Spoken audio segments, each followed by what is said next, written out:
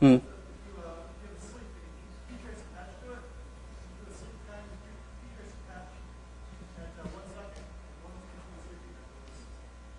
Yeah, that's true. There's a lot of bugs with this stuff, especially like he's talking about there.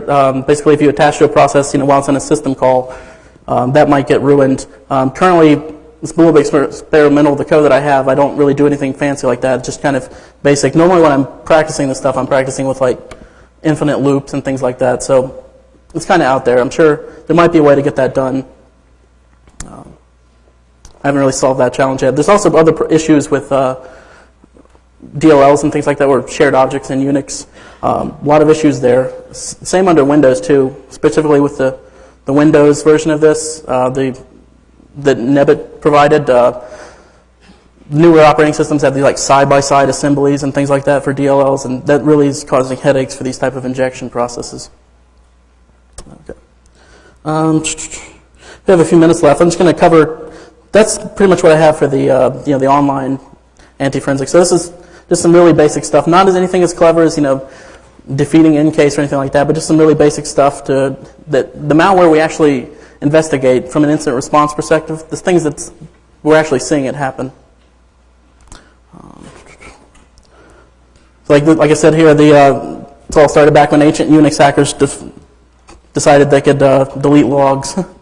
Metasploit's Time Stomper is a pretty good tool for changing timestamps. But the whole point of changing timestamp is to move your incident back in time to kind of masquerade yourself as in these huge system events. If you take a graph of all the events that are happening on a system, the timestamps, you see enormous, certainly right up front, you'll see huge peaks, and there's like little valleys and little peaks and valleys, and until you get up to the current time where there's kind of a bit of a rise again. But if I have an intrusion set that happened, I'm going to see like maybe a nice little hill right there where a lot of files were touched. So basically, if I can set all those timestamps back and kind of blend them in with one of those bigger system events, then I've kind of hidden myself. And instead of using Time Stomper, I've also seen malware. What it'll do, it'll come in, it'll actually reset the system time, do what it has to do, and reset it back when it's done. That's kind of a poor method because then it leaves the actual event logs. It'll tell you exactly when it changed and what. It's a very easy process then to switch that all back. Okay, here's some just basic places you can actually just hide files. This isn't rootkits or anything like that. This is just simple stuff in Windows that your average system administrator doesn't really know that much about. Of course, the last one being System32. That's pretty obvious, though. It's a needle in a haystack, though.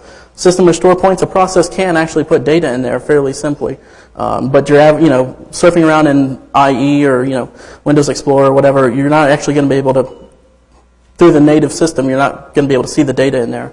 Windows downloaded program files, this is kind of an interesting directory. I can put executables and things like that. I can put any file name I want in there. And Windows is actually, it's only going to show through Explorer. It's going to show it as like a Java runtime component or something like that. It's going to totally mask the file name and the icon associated with it. So all I see is these like Java runtime components in that directory. But they could be malicious executables, and we have seen that on our incident response jobs. Okay. Another method you could do to kind of hide your malware is just Trojanize it. This is very basic. Just going to cover some basic things on Trojanizing here. Especially for persistence. If you want a kind of a covert persistence mechanism, you can just Trojanize something that's automatically booting on load up, like this Acer laptop up here. I have some kind of an Acer tool that's supposed to be running on boot up. So nobody really cares about that. I can hijack it all day long, and I'm good to go. I have some tools I put together. This is still also not quite ready for release yet, but I can do some interesting things. And some of these are of value outside of computer security, outside of Trojanizing binaries. Basically, I can wrap an executable with a fixed command line or standard input. It's fairly decent. I can wrap it with fixed DLLs. I actually have to have code that goes through and fixes that up at runtime. Not the most elegant solution, but manipulating sections for data hiding. So I can stuff data into an executable. That'll throw off all your file hashes too. So if I stuff, if I stuff an encryption key in a section of an executable, that's your average forensic investigator is not going to know that section contains that encryption key. But then it's not going to show up if they do like a hash elimination. They are able to eliminate all their other file hashes from their file system. that one file is going to pop up. So what you can do is just, if you're manipulating section on one file, just go through ahead and manipulate sections on all the other files they have too. Add sections to any executable you want, and it'll change all the hashes. It's a fairly reliable system for storing data in an executable. I can also Trojanize through the TLS, so I can run before code is normally supposed to be run. Entry point redirection and detours. The detours library. Microsoft is nice enough to provide us a pretty useful utility for Trojanizing software. Imagine that. Packers are actually still very common. I think a lot of the other talks today are talking about Packers, but most of the ones we actually find on our job are, UPX, PE Compact, the very common ones, very easy to defeat. This is an area I'd kind of like to see some improvement because it seems very cool, but we really honestly aren't really challenged by this too much anymore. I can't remember the last time I've spent more than an hour trying to beat a Packer. Actually, I can. I spent a couple hours trying to beat one, but most of the time, within about 15 minutes or so, I can beat pretty much anything if it's an unknown Packer. Like if they're UPX or something like that, and there's automatic unpackers for them, it's an even easier problem. So we're really kind of under-challenged in this in the actual malware. A lot of automated tools now are solving most of what you see. People aren't really getting that creative with their Packers. I've added a simple little Packer code into the executable toolkit here. Basically, the code I have in that Packer, though, it's not a compressing Packer or a cryptographic Packer. What it does is it just takes chunks of the original executable and shifts them around. So it takes big enough chunks such that the entropy is pretty much the same in the packed version as opposed to the original version. So the entropy values kind of look the same, but it's a completely invalid executable. And actually, some disassemblers will show most of it as still being valid assembly, even though it's not. It's a very simple piece of code, though. Custom Packers, even though they're usually pretty easy because they pretty much always work off the same principle, a little stub unpacker, the actual packed chunk, uncompress it in memory, transfer control to it, you're good to go. Maybe do some stuff with the import table, screw it up, whatever.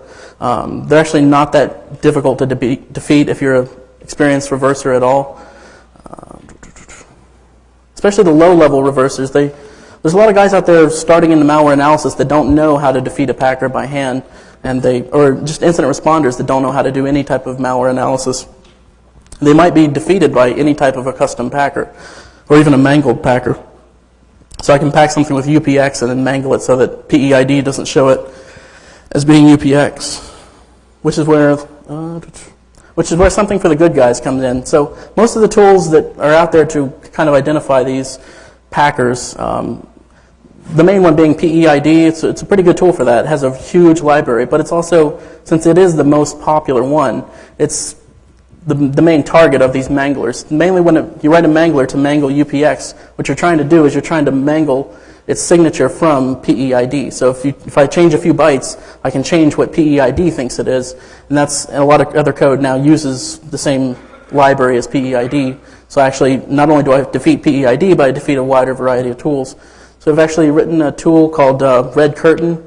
This initially, project code name was Caprica 6. If any of you guys were at BlackHat DC, we talked about the underlying technologies of it there, but it's officially released now, has a nice little GUI, and it's a completely different library of these signatures and different techniques for detecting Packers all kind of rolled in. So I'm not saying get rid of PEID, I'm just saying add this to your library. So if Mandiant Red Curtain tells you it's UPX, and then PEID tells you, unknown because they've used a mangler for PEID, it might be UPX. So you get two different ways of getting at the same result. Cross views are always good. This is basically the screenshot of the user interface. I'm not going to do a live demo because I've had enough problems up here today already.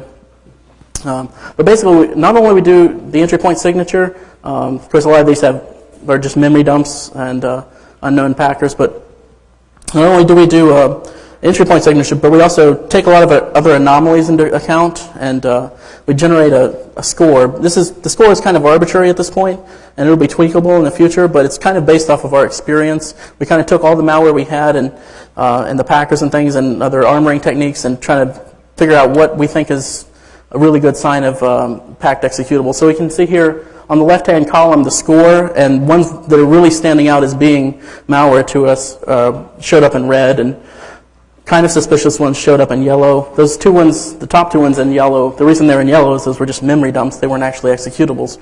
So they did have valid anomalies, even though they weren't packed. So that's pretty much that.